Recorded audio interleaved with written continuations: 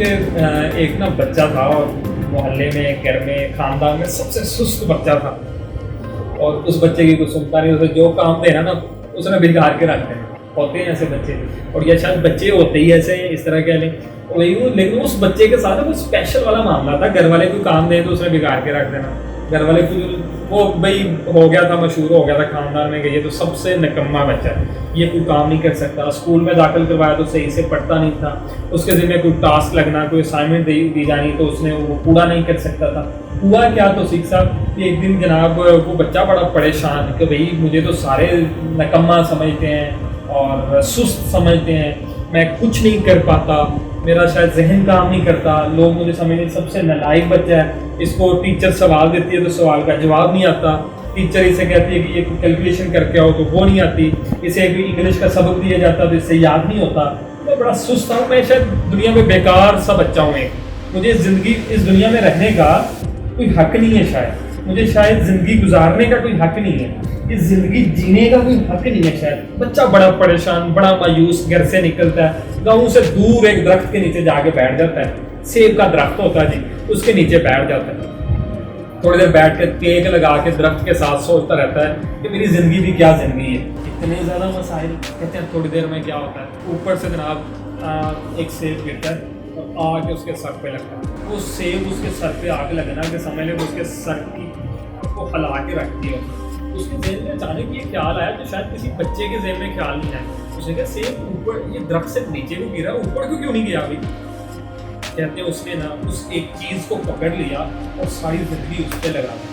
तो उसने एक ऐसा फार्मूला दिया जो दुनिया पे इतना बड़ा एहसान रहती दुनिया तक, तो उसकी वजह से आज दुनिया लॉ ऑफ ग्रेविटेशन को समझ रही है। लॉ ऑफ ग्रेविटेशन उसी बच्चे का दिया हुआ है जिसे हम न्यूटन कहते हैं। वो न्यूटन जिसने एक चीज़ को पकड़ लिया और आज रहती दुनिया तक लोग उसे याद रखेंगे। और हम वो आम रूटीन में क्या कर रहे होते हैं, इंग्लिश में भी फर्स्ट आने की कोशिश कर रहे होते हैं, मैथ में भी, साइंस में भी, और पता नहीं किस में। भाई आप किसी एक काम के लिए बने हो जिसमें आप अच्छे वाले फर्स्ट आ सकते हो। आप किसी एक ही काम के लिए बने, उस काम में मेहनत करोगे तो रहती दुनिया तक याद रहोगे। अगर 10 चीज़ों में फर्स्ट आने की कोशिश करोगे ना तो 10 सालों बाद नामो निशान भी नहीं होगा। जिंदगी में कुछ बड़ा करना है ना, उस एक को ढूंढे जिसके लिए आप पैदा हुए।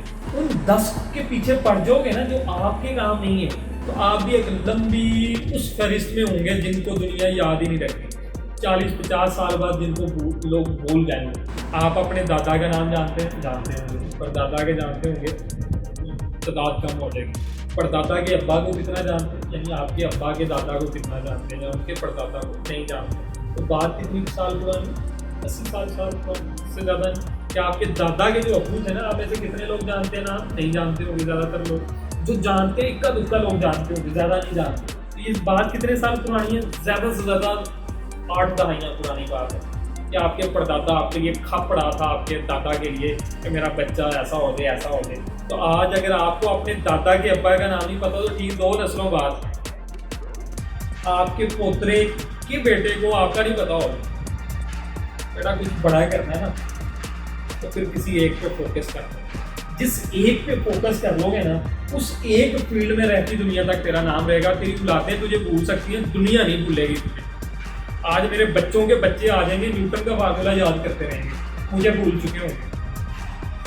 दुनिया उसको याद रखेगी जो दुनिया के लिए कुछ बड़ा करके जाएगा, ना कि बच्चों के लिए जायदादें छोड़ के जाएगा। जिंदगी में कुछ ऐसा करके जाएं तो कई खानदानों के बच्चे भी आपका नाम याद करते रहे। बाद में पैदा कब हुआ था मुझे नहीं पता, मेरा दादा कब पैदा हुआ था, लेकिन हमने याद किया हुआ है कायद-ए-आज़म कब पैदा हुआ था। क्योंकि बेटा वो अपने बच्चों के लिए नहीं, वो दुनिया वालों के लिए, कौम के लिए कुछ करके गया था।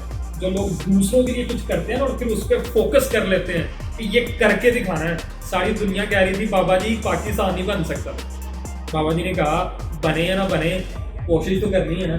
जिस एक पे डट जाओगे ना और फिर करके दिखाओगे, दुनिया क़यामत तक याद रखेगी।